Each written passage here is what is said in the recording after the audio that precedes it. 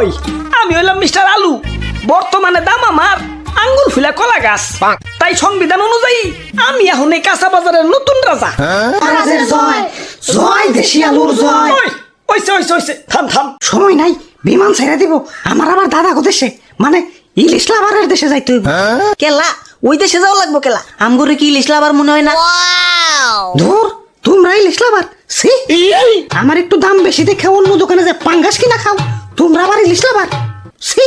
বাপুরে, এই জোয়ান বয়সে তুমি বউ বাচ্চা রেখে বিদেশ যাইয়া, ওদের কথা কি একবার ভাইবে দেখছো?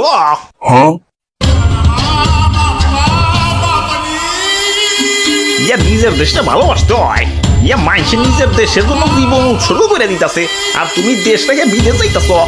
ইয়া কবি বলেছেন, এই দেশেতেই জন্ম যেন এই দেশেতেই মরি। দাদু কিন্তু ঠিক কইছে ভাই, জন্ম নিবেন এই দেশে আর দাফন নেবেন দাদা গো টয়লেটে।